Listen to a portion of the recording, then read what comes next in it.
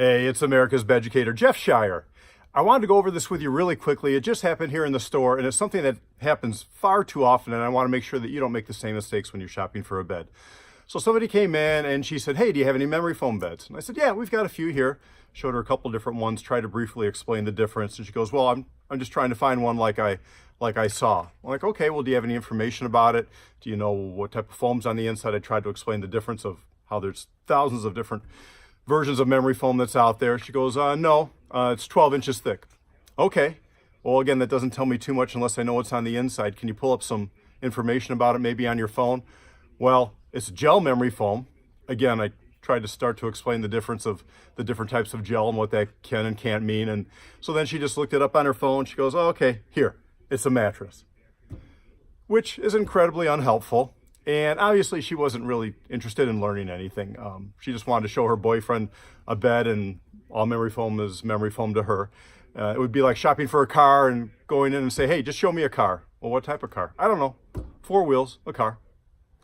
Not too helpful to the salesperson. And the same thing when you go shopping for a mattress. You really need to get educated about componentry on the inside.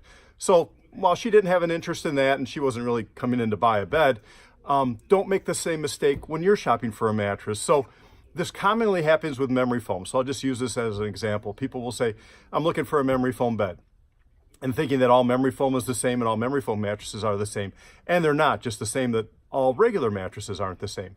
There's thousands of different types of memory foam. Just the memory foam itself can vary in the density, slightly different in the softness. It can change in the viscosity. You know, how does it respond to heat? It can change in the breathability, the amount of polyol and isocyanates, that formula, the type and the quality of the polyols and isocyanates used to make it, and that ratio. All those things can have extremely different feels and different levels of quality and durability. And then the most common thing that we get these days, well, it was a gel foam, or it was a gel memory foam. And again, gels have thousands of different types of gels. You want to stump somebody when you're going to shop for a bed? Ask them to explain to you what a gel is. I can't do it off the top of my head, and I do this all the time. That describes, this is a polymer definition book, that describes what a gel can be. Non-fluid colloidal network or polymer network that is expanded throughout its whole volume by a fluid. That's a basic definition. The classic definition of gel is a solid three-dimensional molecular network comprised of substantially cross-linked system of elastomeric polymers distributed in a gelatinous matrix of any form, shape, or size which exhibits no flow at steady state. I just got a headache. And that's the basic definition of what a gel is. And then there's different types of gels. And gels can do different things. And when we mix gels in with a memory foam, you know, this is a foam with gel mixed in it. This is a gel with a liquid polymer, polyurethane memory foam. This is a scrap gel type of memory foam. This is buckling column gel, sort of cool stuff to play with. It's all gel, but it's all different types of stuff. And then when we mix this gel in with the foam, what's the percentage that's mixed in on the inside? Quite often, companies are just putting enough gel in there to say there's gel in the foam because the mattress industry, the foam industry knows it's a great buzzword right now. Are they really putting enough? Are they doubling the amount of polyol in that foam to really get extra durability out of the foam or not? Or is it just something to put a buzzword, and we have a ½ inch of this on the top of the mattress so we can say it's a gel memory foam bed, and we can charge a ton of money for it.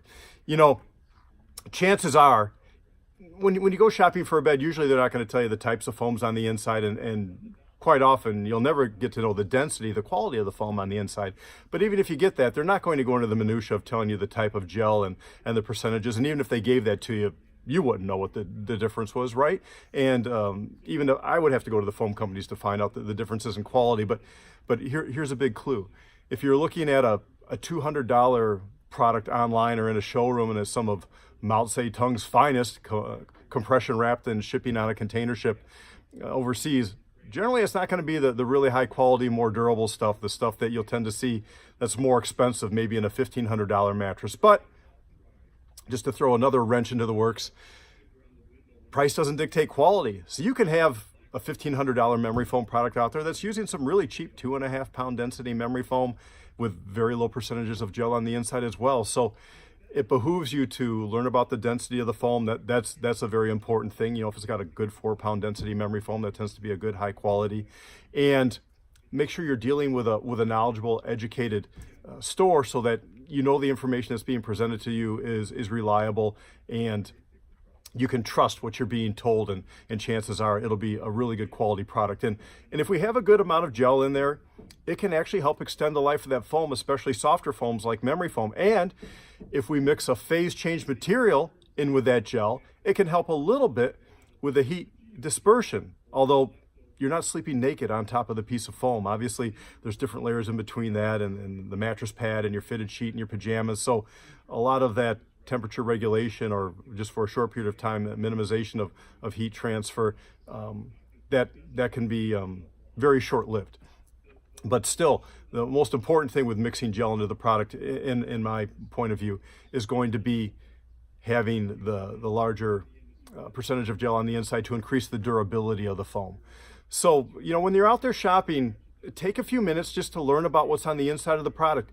And if you go to a store and you're really interested in getting a good quality product, just listen a little bit and take a little bit of time to learn. And granted, if you're buying a $200 product, manage your expectations. And, you know, if you get a year out of that, you're probably going to be pretty happy with that. But also, if you're spending quite a bit of money, you want to make sure that you're getting a longer expected comfort life out of the product, and you're not just spending more money because of the label on the outside, or the store that you went to was really nice looking, or the cover is beautiful on the product. You want to know what you're getting, just like anything else that you purchase. Listen, besides buying your home and buying your car, your mattress can be one of the largest investments you make in your household, and definitely it's the product that has the most direct impact upon your health. So take the time to learn what's on the inside of that product, and don't be like that person that came into my store earlier. Don't be your own worst enemy. Learn about componentry on the inside, and that way you'll make a good, educated decision, and you won't be taken advantage of when you're out there shopping for a mattress.